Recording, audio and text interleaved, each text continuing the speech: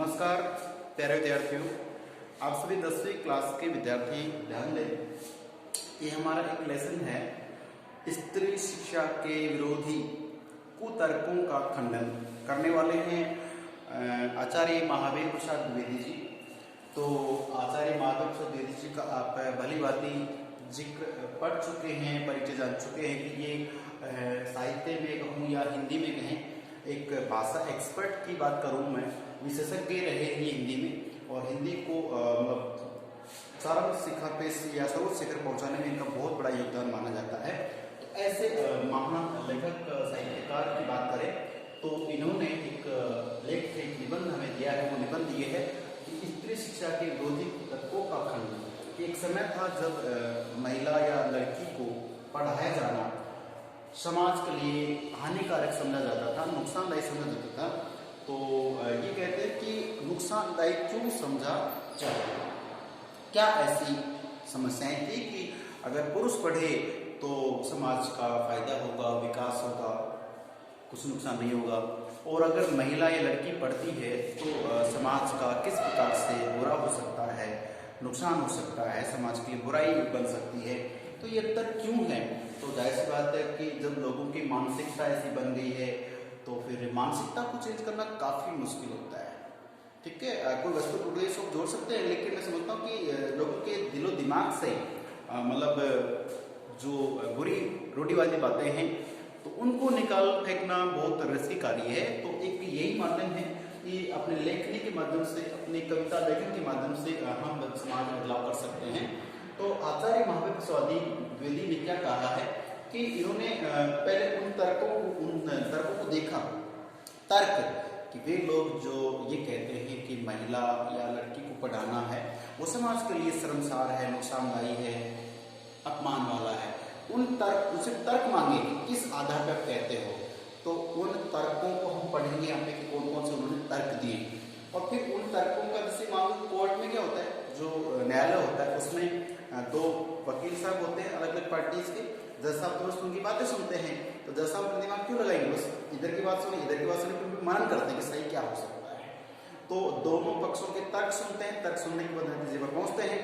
वही बात यहाँ पर है कि महावीर प्रसाद द्विवेदी ने उन लोगों से जो ये कहते हैं कि महिला या लड़की पढ़ेगी तो समाज के लिए बुरा होगा, तो बोले लाओ भाई इसके सबूत दो कि किस किस ने बुरा किया है। तो उन्होंने सबूत देखे, देखो इसने ऐसे बुरा किया है। तो वो सबूत हमें देखने जा रहे हैं, पढ़ेंगे, और फिर द्विवेदी जी ने क्या कहा, किस प्रकार उसका निराकरण किया, वो जानेंगे। तो प्यारे विद्यार्थी, 10वीं बोर्ड के विद्यार्थी हो तो आपको ये उम्मीद, जागृति और जिज्ञासा होनी चाहिए कि भले ही ये पाठ आपको कहानी जैसा इंटरेस्ट ना दे या कोई वैसे ना लगे, लेकिन ऐसे पाठ को पढ़कर इसमें से क्वेश्चन का आंसर निकाल लेना, यही आपकी काबिलियत है, ये आपका टैलेंट माना जाएगा। तो बिल्कुल सीधा सीधा पाठ मान के चले से बिल्कुल ध्यान दें कि लेखक के समय कुछ ऐसे पढ़े लिखे लोग थे जो समाज में बुराइयों को समाप्त करना चाहते थे। आचार्य जो महावीर प्रसाद द्विवेदी थे, इनके जमाने में एक तो ये है, इनके जैसे कुछ और लोग भी थे। उन्होंने ठान लिया कि हम समाज से बुराइयां, अनीतियां, कुरीतियां दूर करेंगे। अच्छी बात है। और ये वो लोग थे जो लेकिन ये लोग स्त्री शिक्षा के इनको समाज के लिए हानिकारक मानते थे। अनीतियां, बुराइयां, रूढ़िवादिताएं हैं, इन चीजों को ये पढ़े लिखे लोग कहते हैं कि ये बुराइयां हैं, इनको हम मिटाएंगे। अच्छी बात है, मिटाइए। लेकिन ये वही लोग हैं जो ये कहते हैं कि भाई ठीक है, जो बाकी बुराइयां तो मिटाएंगे, लेकिन जो स्त्री शिक्षा है, महिला को पढ़ाना है, ये खतरे से खाली नहीं है, क्या है, समाज के लिए हानिकारक है। तो फिर महावीर द्विवेदी ने कहा कि भाई हानिकारक कैसे, बताइए। तो कुलीन स्त्री तो कहते हैं, क्या बताते हैं कि ठीक हम बताएंगे कि ये अपने तर्क देते हैं। तर्क दिए, इन्होंने सबूत दिया, क्या दिया, तर्क देते थे कि प्राचीन भारत में, आज तो खैर बस कुछ जमाना बदल गया, आज तो इसका ये जो बात करें तो इसका बात मतलब समझ चीज अलग है। आज हर घर में, चाहे वो महिला है, किसी भी उम्र की है, मैं समझता हूँ कि अगर हमारी दादी नानी है तो अगर बात करें तो वो पढ़ी लिखी हो है आजकल तो, है ना। पिछले अगर जिस महिला की उम्र 40-50 साल है तो वो मान के चलो कि कुछ घर है जिसमें पढ़ाई लिखाई नहीं थी, बाकी सब में हुई है। तो आज तो महिला लड़कियों को पढ़ने लग गए हैं और हर कार्य में उनकी सहभागिता होती है। मैं आपको बता दूं, आप इतिहास पढ़ेंगे तो इतिहास में बाकायदा लिखा हुआ है कि शूद्र जो जाति होती है, जो छोटी जाति के लोग माने जाते हैं, अपनी भाषा में SST के जो लोग होते हैं ना, SC की बात कर लें, है ना, ST की बात कर लें, कुछ लोग संप्रदाय की, उन लोगों को, शूद्र लोगों को और महिलाओं को, महिला जी किसी भी कुल की हो, इन महिलाओं को और शूद्र के जाति के लोगों को ये जो हमारे ग्रंथ होते हैं, प्रमाणिक ग्रंथ होते हैं, उपन्यास होते हैं, बड़ी बड़ी जो धार्मिक पुस्तकें, देखना तो दूर, पढ़ना भी दूर से पढ़ना भी मना था, ये जमाना था, ठीक है ना। और छोटी जाति का लोग अगर इधर से, पहली बात तो सीधे रास्ते गुजर नहीं सकता था, ये मान के चले, बहुत बुरी स्थिति थी, ठीक है ना। आजकल टीवी बहुत से धारावाहिक प्रवाहित हो रहे हैं, देख रहे हैं आप, चल रहे हैं, तो ये सच्चाई थी किस प्रकार से लोगों में ज्ञान नहीं था, तो मनुष्य दुश्मन कैसे था। तो प्यारे विद्यार्थी ध्यान दें कि प्राचीन भारत में संस्कृत जो नाटक थे, तो संस्कृत नाटकों में कुलीन, तो कुलीन का मतलब बुरा नहीं है, कुलीन को अच्छे की बात करते हैं, जो उच्च कुल की महिला होती है उन्हें कुलीन कहा जाता है, कुलीन वर्ग की बात करते हैं। तो कुलीन स्त्रियां, जैसे राजा महाराज ले लीजिए, बड़े बड़े खानदान ले लीजिए, उन घरों की जो कुलीन महिलाएं हैं, उच्च कुल की महिलाएं हैं, अब जाहिर सी बात है कि उनको कोई काम धाम तो था नहीं। अब मध्यम वर्ग में या छोटी जाति में तो लोग काम में लगे रहते, दिन भर काम करते, शाम को बस खाना खा के तुरंत सो जाते थे। उस मनुष्य के पास आज इतना टाइम नहीं था, बस ये था काम काम काम। लेकिन आज मनुष्य के पास इतना टाइम है कि बैठ करके दूसरे के घर के बारे में पूरा आइडिया लगा ले क्या हो रहा है। ये टाइम जरूर है, अपने लिए सब कहेंगे मेरे पास टाइम नहीं है, लेकिन दूसरे घर में क्या चल रहा है, देश में क्या चल रहा है, वो जरूरी है। जबकि सबसे प्राथमिक काम होता है कि हम क्या हैं, क्या कर चुके और क्या करना है, ये सोचना चाहिए। कितना सिलेबस है, कितना हमने पढ़ लिया और कितना पढ़ना बाकी, ये कोई नहीं देखता है, जबकि देखना यही चाहिए। प्रत्येक व्यक्ति अपने आप को समझ ले, समझो देश सुधर सकता है, लेकिन हमें तो दूसरों की पड़ी है। चलिए कोई बात नहीं है।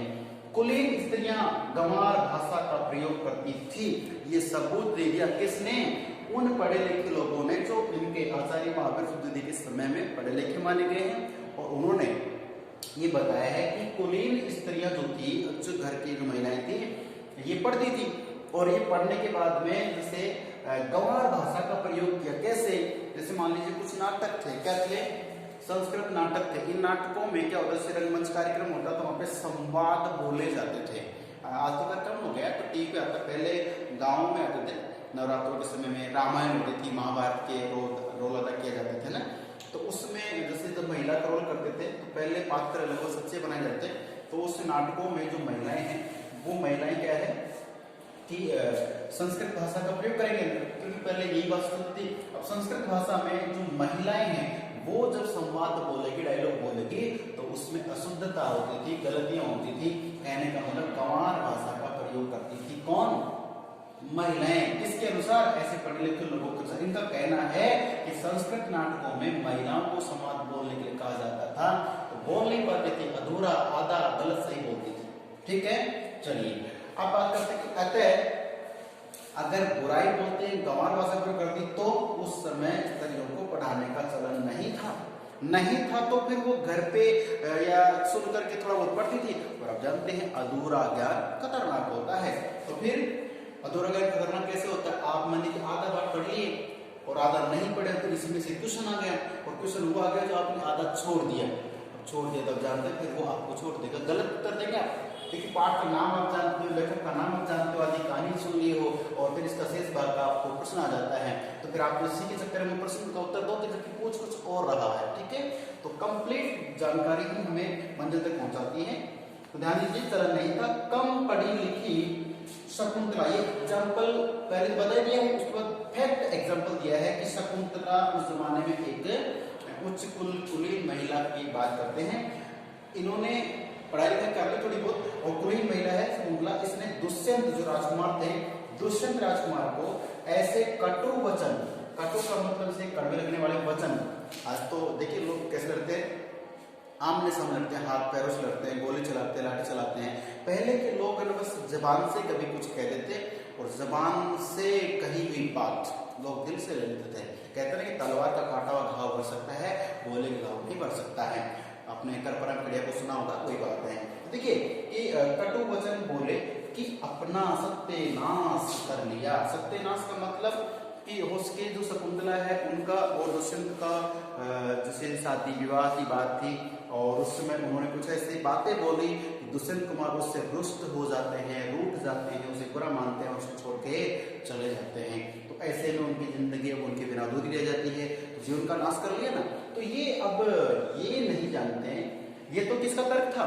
ये तर्क था प्यारे विद्यार्थियों महावीर प्रसाद द्विवेदी के समय में जो समाज में अच्छा स्थान देना चाहते थे, बुराई को मिटाना चाहते उन लोगों का, कि देखो महिला पढ़ती तो ऐसा पढ़ती है, जबकि सच्चाई ये है, सच्चाई क्या है ये बताएंगे अभी, सच्चाई को छोड़ती क्योंकि सच्चाई कड़वी होती है।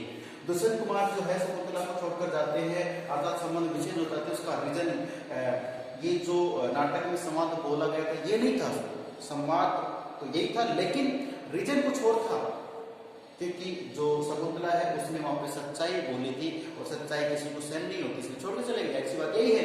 तो मिलेंगे हम अगले वीडियो में, तब तक आप इसे रीड कर ले, समझ ले, कोई डाउट हो तो ध्यान नोट कर ले, उसे पूछना जरूरी है।